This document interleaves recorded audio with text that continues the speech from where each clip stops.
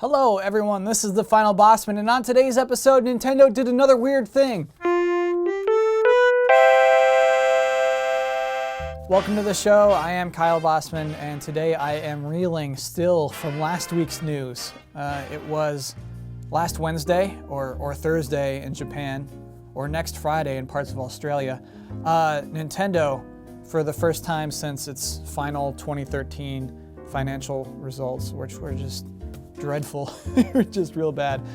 For the first time since those results came out, they had their first investor meeting. There was a lot of hype. There was a lot of Nintendo's doing so poor that they are going to announce something huge. And yes, in this meeting, they did announce some huge things, but they were just not the things any of us expected. So today's segment, Nintendo, what are you doing, man? Well, number one will never change. The whole Nintendo elephant bit is seriously, it's no joke. Nintendo president Satoru Iwata began this third quarter financial results briefing by literally saying, Nintendo will not change. Those are his words. Oh, by the way, as per Nintendo's guidelines, here I have to show the link to this article if I'm going to quote it. So here it is.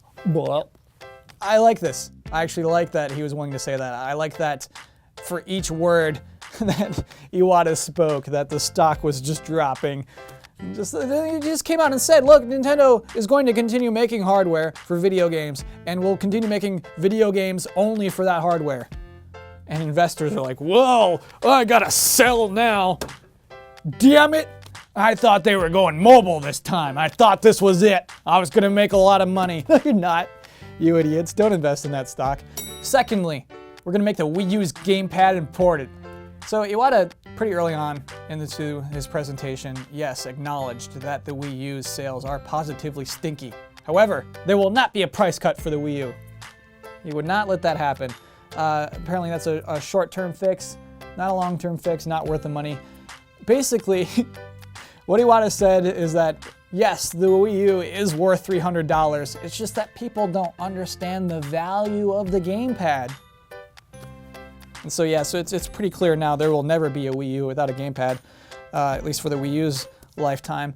My favorite part of something he said is there even appear to be not a small number of consumers who think the gamepad is one of the accessories for the previous platform, Wii. So it's like at least he knows. Now we know Iwata knows that most people don't know what the Wii U is. His solution though is first, the most obvious solution to this issue of poor Wii U sales and miscommunicated value of the gamepad is just to make better gamepad games. We got all these multiplayer gamepad games, now we're gonna work on a single player gamepad game that will prove the value of the gamepad, and we got Miyamoto working on it. That'll fix it. Another point in the plan is to use the near field communication on the gamepad a little more. There's a little Skylanders portal right there in your hands. You didn't even know about it. So here comes some toys. Apparently you can also buy stuff with it too, at least in Japan soon, which is kind of cool. Lastly, Nintendo has finally figured out how to emulate Nintendo DS games on the gamepad. So that will apparently add to the gamepad's value. Because we were all just frothing to play Brain Age. Third, we're gonna make mobile games come to us. This one was a really short note in the entirety of the presentation, but I really appreciated the sentiment. Iwata brought up how in the US, Angry Birds Trilogy has sold very well on the 3DS, over 1 million units. And in Japan, Puzzles and Dragons Z has sold over 1 million units. In his words, which has been successful using an entirely different business model as a game on smart devices. By which he means, look, these games can work without using Matrix.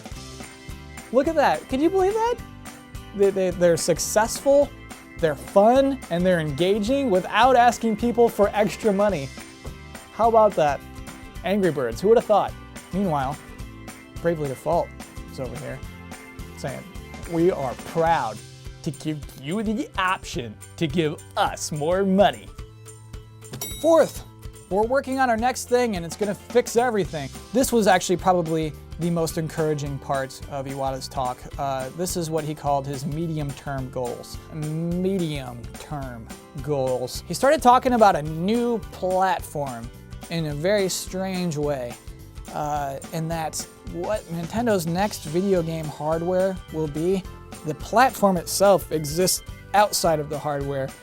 This chart helps to kind of explain what I think he was trying to explain. If you look at all these little handhelds and consoles, there's no interconnectedness really. You know, there's backwards compatibility, but they don't really like move forward. And what Iwata wants is this sort of virtual platform, as he called it, in which you exist as your Nintendo ID, and that stretches across all the consoles that you buy in the future. Basically, Nintendo finally looked at iTunes and the App Store and said, oh, that is a good idea. We should be doing that. Incidentally, another part of this plan was that you can shop for video games on your phones, which leads well into the fifth thing.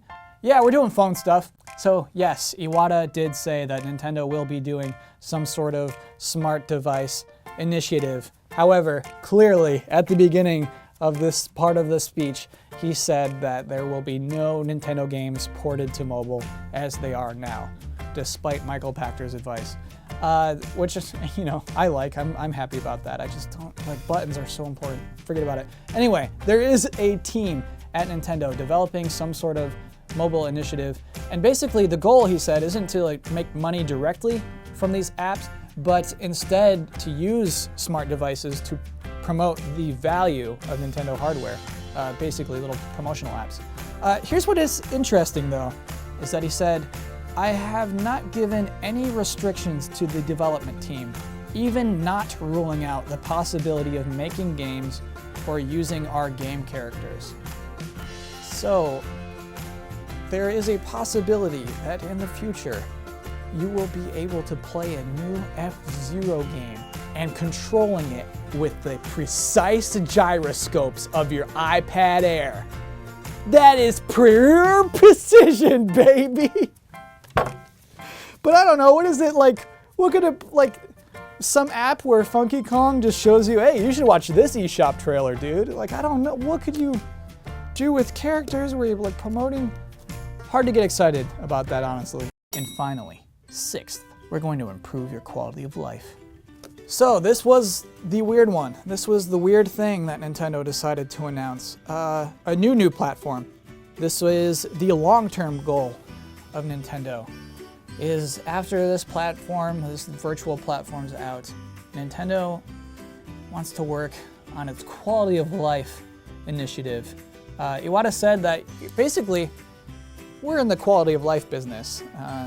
Video games, after all, improve your quality of life. His words, not mine. And so, extrapolating upon that, why not health? Why shouldn't Nintendo be worried about health? And so, Iwata announced that Nintendo's next platform is going to be a health platform, which will be about educating for health and motivating wellness and eventually increasing the fit population. That's gonna be the new thing. And I mean, I'm slightly excited, to be honest. I mean, if jogging was as fun as catching Pokemon, I'd be in the Olympics. But it gets stranger still. Iwata said the new health platform will be possible thanks to non-wearable technology. You can't wear it. And this is funny, you gotta see this graph. Look at this thing. So we got consoles up here, and mobile, forget about mobile. That's old business. Wearable technology, that was at CES 2014. Forget about it, it's dead already. We're leapfrogging. We're going straight to non-wearable, and did not specify what non-wearable is. I mean, consoles are non-wearable. You're starting, that thing up there is non-wearable. Anyway, this non-wearable technology is apparently the hardware by which this new health platform will work. And it is just, that is happening. It sounds out there, but apparently will launch between April 2015 and March 2016. So like that's real soon, to be honest. And that's gonna be Nintendo. So what can we make of all this, really, all this weird info Iwata dropped onto us about their future plans? Basically, Nintendo is more aware of its issues than I think I thought it was. You know, Iwata knows that we just want one unified account where we buy a game once and then have it across all our platforms. And he knows that we think the Wii U is stupid, and he knows that mobile games are dumb. But I think also Iwata revealed a lot about their next hardware without saying too much. You know, he spoke in these terms of short term and medium term and long term, and it was kind of general about them. But I mean, he said short term means over the course of the next fiscal year, and he said long term means 2 or 3 years. So that leads us to believe that this medium term is 1 to 2 years, which means that we'll see the next hardware between 1 and 2 years from now, which is really soon. Iwata was talking about how he wants to do sales. For if you buy a lot of games, they eventually become cheaper the more you buy. And this quote is, Nintendo aims to work on this brand new sales mechanism in the medium term, but we would like to start experimenting with the Wii U at an early stage. To me, that's kind of just like, oh, well, let's just try this out on the Wii U. It's kind of like in an early Battlefield game where it's clear your team's gonna lose. You're not gonna win this one. You look at that plane and you're like, well, I might as well learn how to fly. I think that by the time this health platform comes out, Nintendo, its console and handheld is going to be kind of one thing. In the Q&A after this whole presentation, Iwata said that, yeah, we've combined the R&D teams for console and handheld. They're kind of working on the same architecture. He said, we like what iOS is doing and we like what Android is doing. We want to do that, which is crazy. Kind of like what they're already doing with Smash Bros, but just like basically, well, it's an easy port. That's fascinating. I think that's what's going on next. At the end of this meeting, I'm actually pretty encouraged. I'm pretty excited, to be honest. I'm more excited than if Nintendo came out and said, we're making a new Star Fox, here's Metroid Prime 4.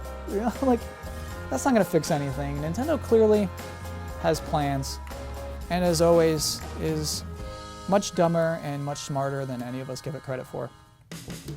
And that is the episode for this week. One programming note. On last week's episode, I broke one of the final Bosman rules. Rule number 2, don't touch your nose. And on this show, on the early episodes, if I broke a rule and someone called me out on it, we used to give that person a brick. And ever since we moved in the new studio, we never really figured anything out for that. But I want to try this. To Matrix, who called me out on touching my nose, the only person brave enough. You get a building named after you. From here out, Matrix, this is the Matrix building. Matrix with an 8. So, congratulations, good looking out. If you're on Twitter, you can find me at Kyle Bosman. I will be back here next Wednesday, and I hope to see you then. Thanks for watching.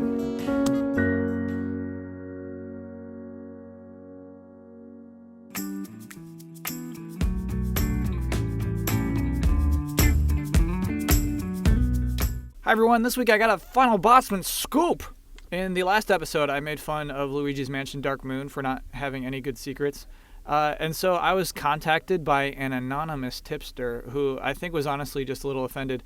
Anyway, this person pointed me to Iwata Asks for Luigi's Mansion, where Brian Davis, a gameplay engineer at Next Level Games, said, "We made Luigi's Mansion Dark Moon so that people who haven't played its predecessor can still have a completely new game experience.